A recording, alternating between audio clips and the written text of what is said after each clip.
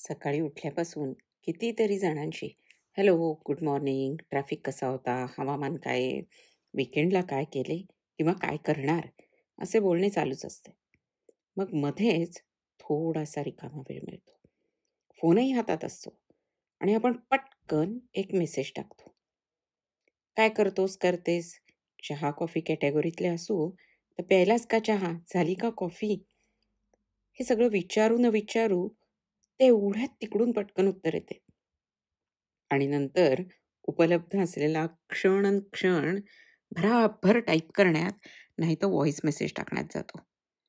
2 वाक्यातही पोट भरून गप्पा मारल्याची जाणीव होते आणि कळते सकाळपासून सगळ्यांशी केले ते होते संभाषण आणि या एका कोणाशी तरी केल्या ना, त्या होत्या गप्पा.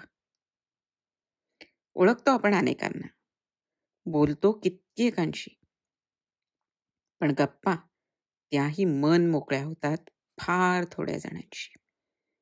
विपश्यनेत एक उदाहरण देतात.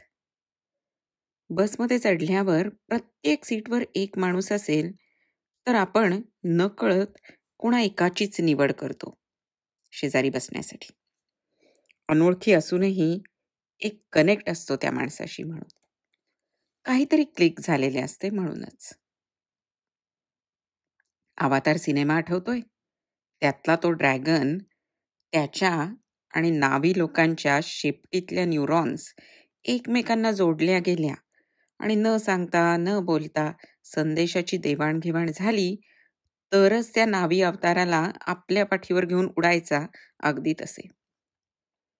हे पटणे, उमजणे, क्लिक होणे प्रत्येकाचे वेगवेगळे. ते घडते, मनात असंख्य विचार येतात त्यानंतर आणि मग ते सांगावे, कधी-कधी न सांगताच समोरच्याला उमजावे असे वाटायला लागते. मग घडू लागतात गप्पा. शब्दातल्या तर कधी शब्दांपलीकडच्या. वैभव जोशींनी म्हटलंय, क्षणी सख्खे क्षणी परके, असे दिसतात काही चेहरे.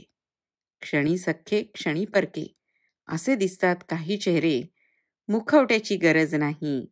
असे असतात काही चेहरे, मुखवट्याची गरज नाही. असे असतात काही चेहरे.